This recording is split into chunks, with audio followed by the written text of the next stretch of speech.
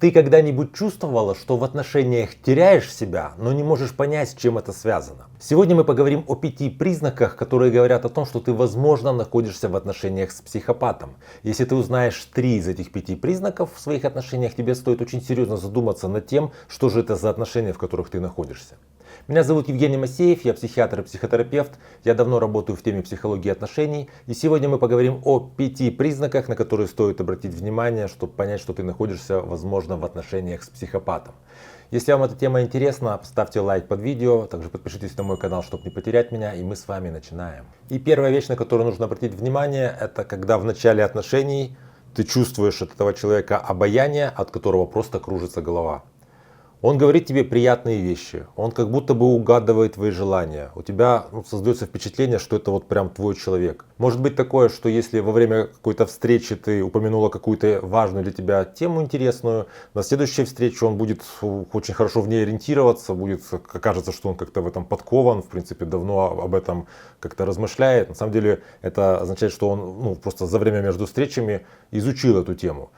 Психопат умеет сканировать потребности и умеет, когда ему необходимо, говорить то, что ты хочешь услышать. Этот момент общий для общения с людьми с разными личностными расстройствами. В начале общения они формируют эмоциональную сцепку. Как вот лавбомбинг у нарцисса, психопат он просто становится таким вот идеальным слушателем, человек, который полностью тебя понимает, полностью тебя как будто бы просчитывает. И вот он вроде бы как очень к тебе лоялен, формируется вот эта вот близость, формируется эмоциональная сцепка, которой он будет пользоваться на последующих этапах. Второй признак психопата в отношениях — это когда ты сталкиваешься с большим количеством какого-то холода и вообще даже такой молчаливой жестокости в ситуации, когда у вас вроде бы сформировалась какая-то сцепка. Когда ты на крючке, все, он начинает вести себя холодно, он больше не пытается расположить тебя к себе, потому что вроде как он уже расположил. Отличие психопата и нарцисса заключается в том, что нарциссу важно вот на этой стадии тебя обесценивать и получать твой какой-то вот эмоциональный отклик. Поэтому нарциссы бывают очень эмоциональные в этом месте. Они как будто бы тебя обесценивают, но при этом он смотрит на твои реакции эмоциональные. Ему важно как-то эмоционально реагировать. Психопату вся эта эмоциональная шелуха не нужна. Психопату любые отношения нужны для выполнения его каких-то таких утилитарных задач. Он себе поставил какую-то цель, для этой цели нужны вы, вот он идет к этой цели. Поэтому он просто становится холодным, когда вы как-то к нему, тянетесь, как-то пытаетесь вернуть вот того вчерашнего, этого теплого, такого угодливого, услужливого какого-то человека, который вроде как вот так вас чувствовал, он может вас так вот жестоко, холодно отодвигать на дистанцию, потому что вы мешаете ему достигать его цели. Третий признак, на который стоит обратить внимание, это ложь в отношениях. Психопат может спокойно лгать вам, говорить сейчас одно, а завтра говорить, что я вообще этого не помню. Может легко использовать газлайтинг. Тебе показалось, я такое не говорил, ты сама придумала, ты, наверное, слишком была занята, у тебя, наверное, что-то вот с головой не так, наверное, ты слишком вот нервная, поэтому ты что-то себе придумала. Почему психопат так себя ведет? В условно здоровых отношениях мы не лжем, потому что нам важно доверие. Ложь разрушает доверие, а доверие — это одна из таких важных вещей, которые составляют ценность отношений. В здоровых отношениях, в стабильных, мы ценим отношения, в которых мы находимся. Нам важно, что я вот ценю отношения, и другой человек тоже ценит эти отношения. Мы вместе представляем определенную ценность друг для друга. Для психопата любые отношения имеют какое-то такое, функциональное, утилитарное значение. Отношения нужны психопату для того, чтобы достичь какой-то своей цели. Предположим, ему нужна картинка, что вот рядом с ним есть женщина, рядом с ним есть женщина, а какие там отношения, это не важно. Или, предположим, с помощью женщины или какого-то, сотрудника, психопату нужно достичь какой-то цели, вот он ее и достигает. Какие там отношения, что его ложь как повлияет на ценность этих отношений, для него не важно. Поэтому психопат лжет столько времени, сколько вы эту ложь слушаете, сколько вы ему верите. Четвертый признак, на который стоит обратить внимание, это отсутствие эмпатии у психопата. В отличие от людей с ярко выраженными нарциссическими чертами, у которых эмпатия есть, но они ей не пользуются, потому что эмпатия не нужна нарциссу для того, чтобы получать нарциссический ресурс. Ему для этого нужны другие люди. То есть там, в принципе, эмпатия доступна, но она, такая атрофирована. У психопата эмпатия не развивается в раннем детском возрасте.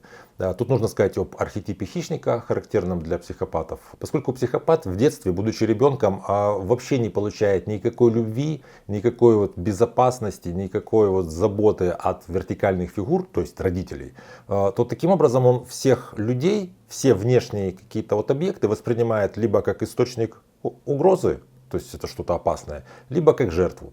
То есть так, как это работает у хищников. Поэтому про психопатов говорят, что это люди с архетипом хищника. Это человек, который любые отношения выстраивает с позиции, что мне этот человек либо опасен, мне нужно его как-то либо победить в конфронтации, либо побаиваться его, быть подальше от него, либо это человек, которого можно использовать.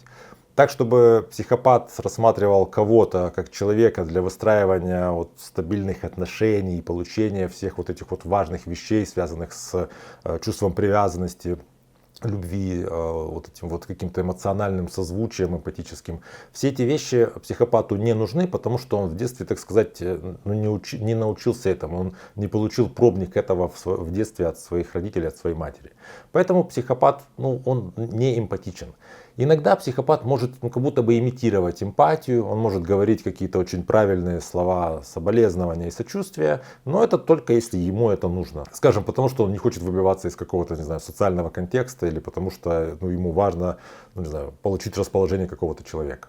Пятый признак, на который нужно обратить внимание, чтобы понять, что ты находишься в отношениях с психопатом, это есть такой замкнутый круг разрушений. Дело в том, что в условно таких здоровых отношениях, как правило, мы, если конфликтуем, а любые здоровые отношения предполагают наличие конфликтного фона. Но когда мы не находим компромисс, не удается договориться, мы там как-то конфликтуем, потом, скажем, один человек что-то другому сказал, того это ранило, и один чувствует вину, что немножко перегнул, второй чувствует обиду, возмущение, что его ранили. Но опираясь на ценность отношений взаимных, это важный момент. В нормальных отношениях люди чуть позже возвращаются, встречаются в диалоге в каком-то. И тот, кто был виноват, может попросить прощения, покаяться. Тот, кто чувствовал обиду, может простить. И люди как-то выравниваются, договариваются о тех вопросах, которые были не разрешены. И выходят на уже таком более высоком новом уровне. То есть, в принципе, конфликты и решение конфликтов в любых отношениях — это такой, по сути, механизм роста отношений. В случае с психопатом нет никакой ценности отношений. Потому что для психопата любой человек — это инструмент, а незаменимых инструментов не бывает. Бывает просто подходящий и неподходящий. Поэтому вы можете оказаться в этом замкнутом круге разрушений. То есть, когда вас человек обидел, вы чувствуете себя как-то обиженно, вы чувствуете себя, вам неприятно, у вас злость, негодование, возмущение, грусть, тревога. Он все-таки как-то с вами мирится.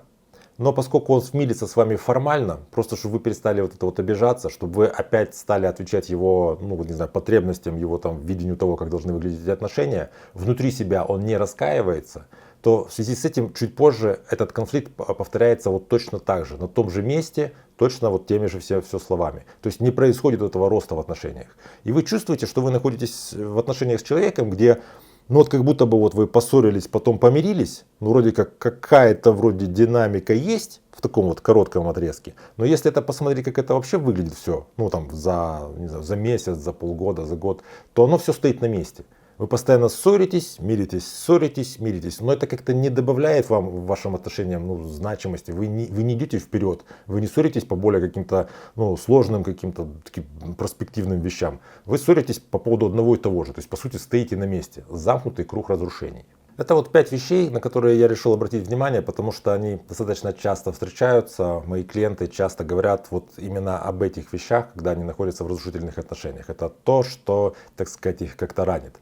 Поэтому, если вы замечаете, что 3 из 5 вещей есть в ваших отношениях, которые я описал, вам стоит задуматься. Если вам сложно как-то самостоятельно разобраться, можете записаться ко мне на консультацию. В описании под каждым видео на канале есть ссылки на мои соцсети. Пишите мне личное сообщение, мы с вами договариваемся и работаем. Иногда нужно просто расставить акценты, достаточно одной консультации. Иногда, если запрос достаточно глубокий, нужна какая-то более длительная терапия. Тут надо понимать, что неразрешимых проблем нет, есть проблемы, которые не решаются. Потому что на самом деле, так или иначе, из этих проблем в отношениях выход есть всегда.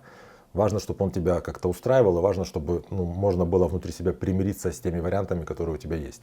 А если, например, в вашем общении есть люди, которые похожи на психопатов, и вы сталкивались с ними, в частности, с этим разрушительным таким поведением в этих отношениях, опишите, с чем вы сталкивались, что вы переживали, Помните, что комментарии все-таки открыты, поэтому старайтесь, чтобы это было безопасно для вас, это публичное пространство. Но каждый раз, когда вы делитесь своим опытом, я вам очень благодарен, потому что живой, настоящий опыт каждого человека, это что-то такое, знаете, автентичное. Поэтому это и для меня очень важно, в частности, для записи следующих видео, чтобы понимать, что вас больше волнует. И для других подписчиков, которые читают ваши комментарии, потом оставляют свои, также это важно. То есть у нас под каждым видео в комментариях получается такая целый форум с обсуждениями на эту тему. Если вам это видео понравилось, поставьте лайк. Я смотрю, сколько лайков набрало каждое видео, и записываю видео в продолжение тех видео, которые были более популярны, исходя из того, сколько там лайков.